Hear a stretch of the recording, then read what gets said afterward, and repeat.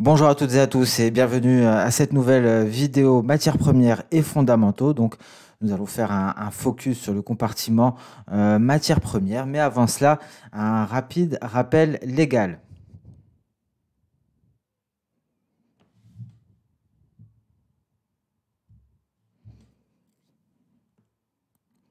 Nous pouvons donc débuter. Alors aujourd'hui, mercredi 27 janvier 2021, nous allons aborder 4 matières premières. Nous allons débuter par le pétrole, nous allons passer par la suite à l'or pour aborder le zinc pour la première fois et nous allons terminer par le soja. Donc nous allons commencer par, selon moi, le marché le plus complexe, le marché pétrolier. Le pétrole, donc il y a plusieurs éléments à prendre en considération concernant le pétrole, notamment depuis les premiers actes de Joe Biden. On pense notamment à ce pipeline Keystone XL qui a été suspendu. Il y a d'autres mesures qui ont été annoncées et d'autres mesures qui devraient l'être très prochainement. Nous allons donc en parler plus largement, mais avant cela, quels sont les points clés? Il y a des éléments géopolitiques à prendre en considération et une incertitude croissante à ce niveau-là. Tout d'abord, les incertitudes liées aux attaques de roquettes en Arabie Saoudite. Si l'Iran en est responsable, les chances d'un accord nucléaire diminuent de manière drastique. Ce qui est positif pour les cours de pétrole, c'est un facteur haussier car il n'y aurait pas de hausse de l'offre de pétrole en provenance d'Iran. Une incertitude qui se renforce et nous l'avons appris ce matin étant donné qu'Israël menace d'attaquer l'Iran si Joe Biden revient à l'accord nucléaire. Donc une incertitude dans toute la région qui, bien entendu, aurait des conséquences contrastées sur les cours du pétrole. Il faut savoir également que la Russie devrait réduire ses exportations de près de 20% dans ses ports occidentaux en février.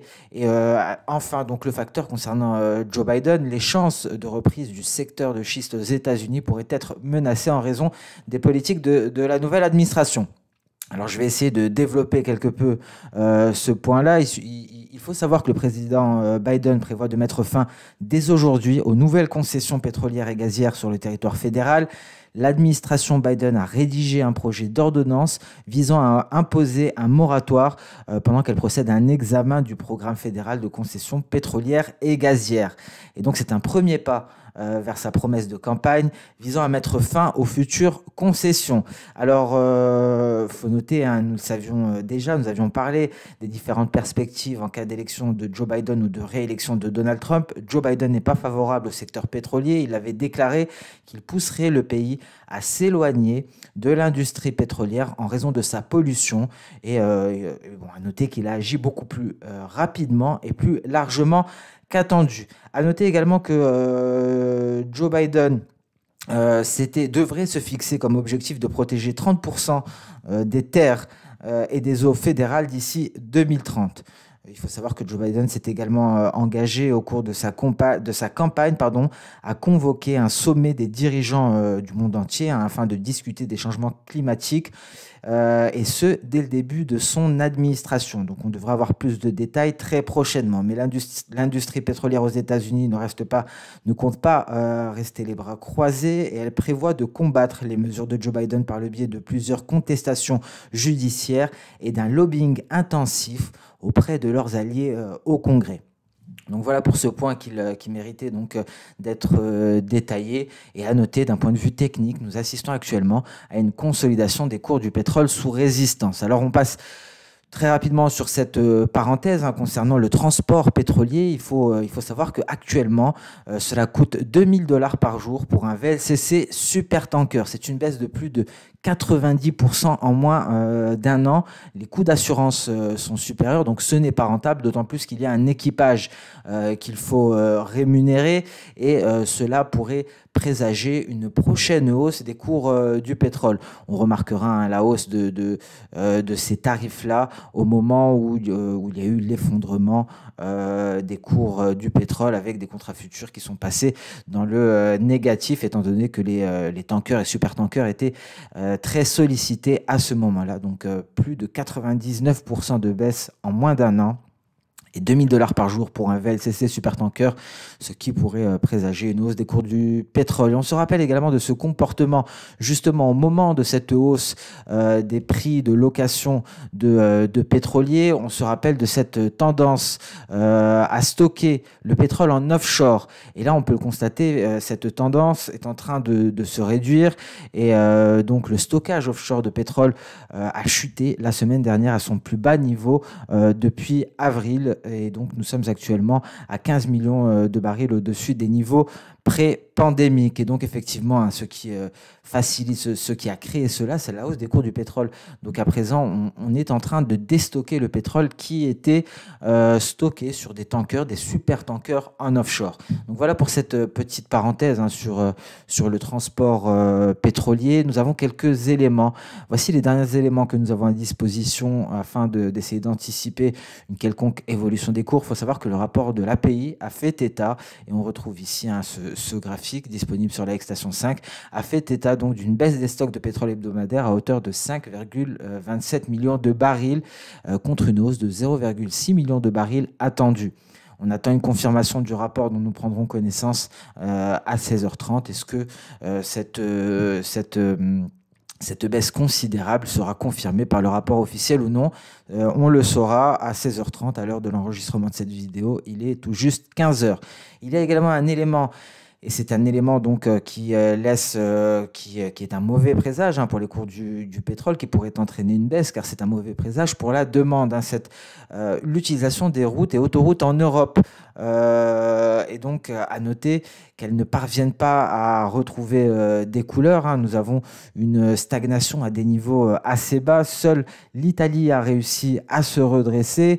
On remarquera notamment hein, la France qui stagne depuis un certain moment, depuis la fin d'année dernière. Et donc, nous avons également l'Espagne à des niveaux très très bas. L'Espagne qui tente de rebondir. Mais suite aux nouvelles mesures hein, concernant les déplacements dans l'espace Schengen, on peut s'attendre à un nouveau repli de cette mesure de la mobilité qui pourrait laisser présager, bien entendu, une baisse de la demande d'essence.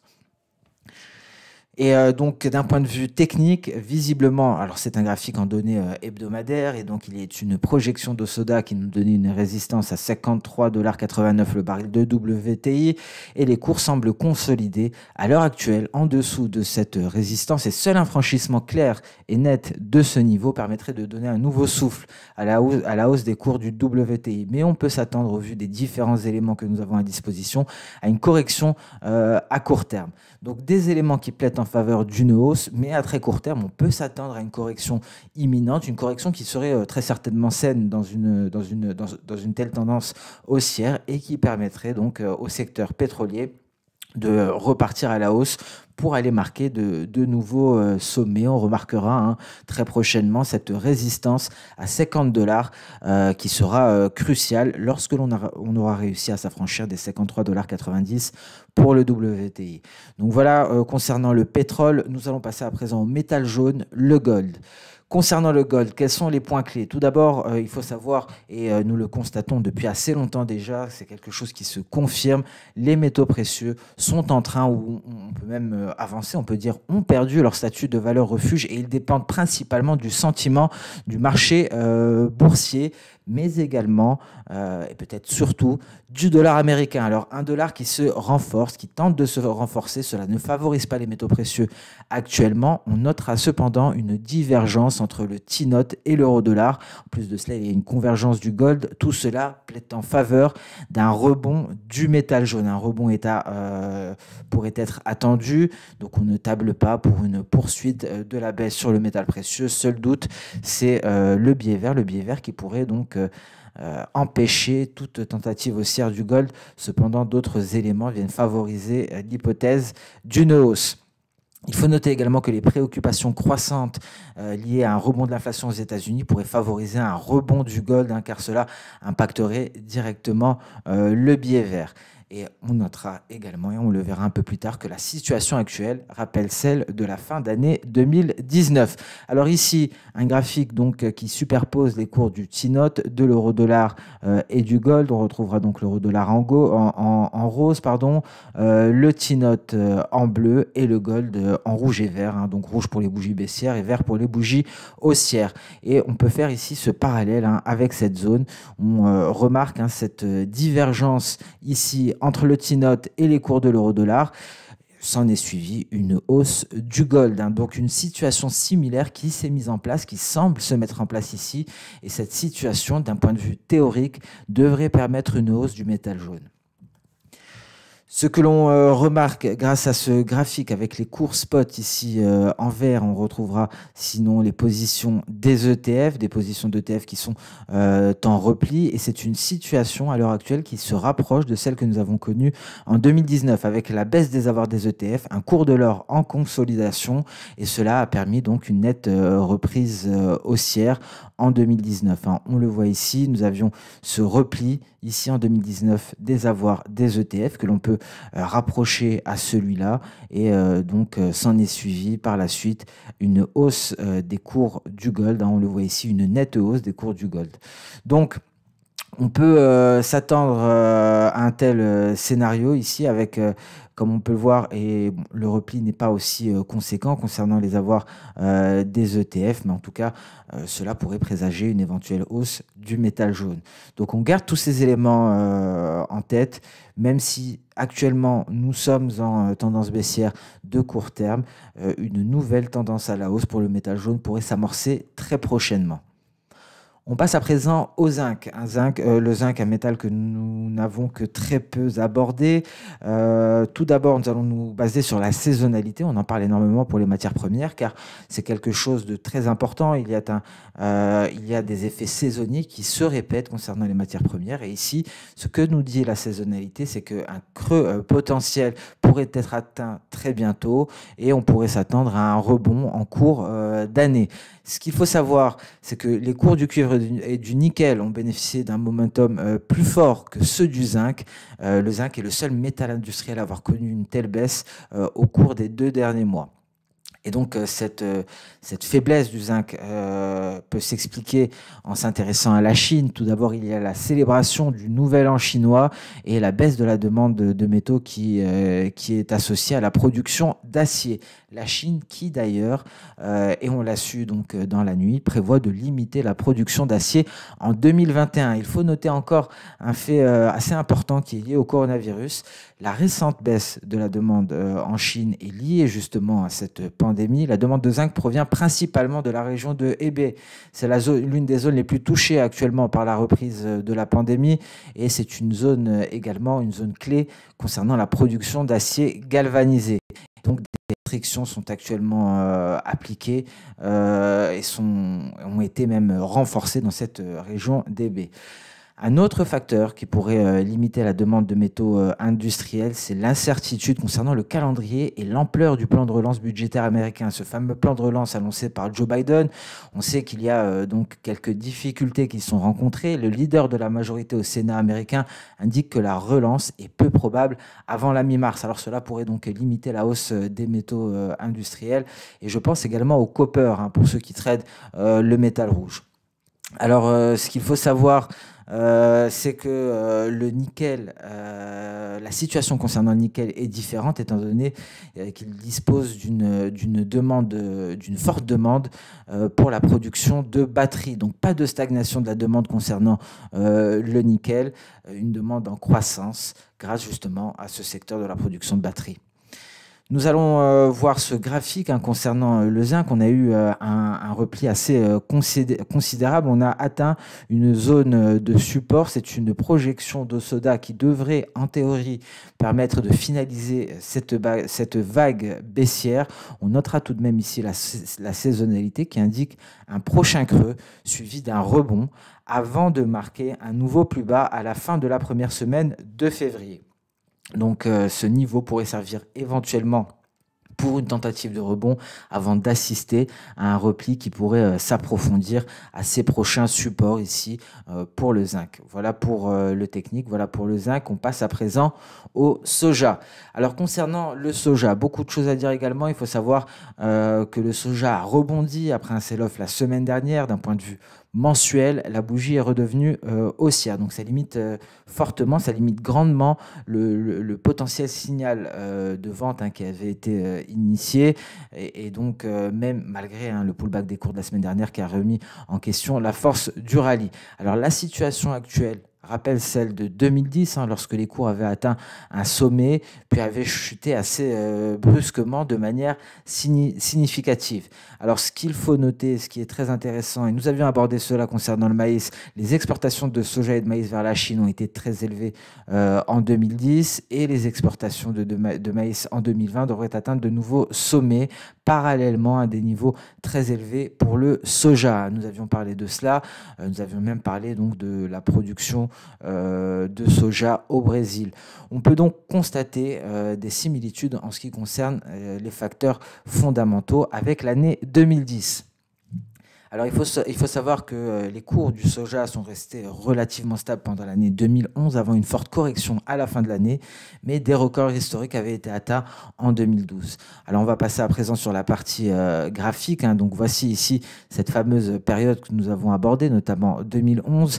Et donc, le comportement actuel des cours pourrait être une sorte de signal d'alerte concernant le soja si les prévisions de récolte s'améliorent considérablement. Donc, une amélioration des récoltes, cela devrait aboutir à une baisse des prix. C'est la même chose pour tous les produits, toutes les matières premières agricoles. Mais il se pourrait que 2022 favorise grandement justement ces matières premières agricoles. Donc peut-être que 2022 sera justement l'année des matières premières agricoles. En tout cas, pour le moment, il faut faire attention à cette similitude avec l'année 2011, car on pourrait éventuellement assister à un retour en direction de ce support, largement en dessous du retracement externe de Fibonacci à 161,8%. Peut-être après cela une consolidation avant de redémarrer à la hausse, avant de reprendre ici, comme ce que l'on avait pu constater précédemment par le passé, pour aller marquer de nouveaux sommets. D'un point de vue des positions, on remarque ici, de par leur repli, on retrouve les positions à ce niveau-là concernant le soja, on retrouve les cours en vert. Il y a encore une fois une similitude avec l'année 2011. Lors de l'année 2011, il y avait eu donc ces positions qui avaient été également coupées, ce qui a conduit à près de 10 mois de consolidation. On le voit ici, nous avions une consolidation qui a duré pratiquement toute l'année avant un repli, après avoir coupé justement les différentes positions. Alors, est-ce qu'on va assister au même scénario, étant donné que d'un point de vue du positionnement, ça commence à se rapprocher grandement? Cela pourrait aboutir donc à une consolidation cette année, peut-être un repli avant de repartir à la hausse vers de nouveaux sommets, comme ce que l'on a pu le constater ici, une hausse qui était accompagnée par un retour du positionnement sur le soja. Et donc sur ce, cette vidéo touche à sa fin.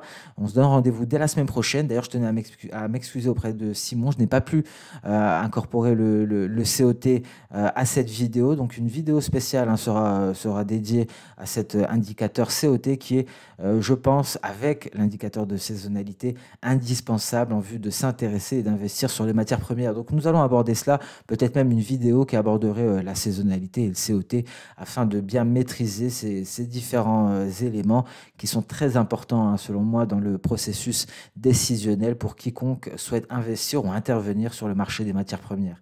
Merci à toutes et à tous pour votre attention. On se donne rendez-vous dès mercredi prochain pour le prochain point hebdomadaire matières premières et fondamentaux. En attendant, je vous souhaite une excellente séance de trading. Au revoir.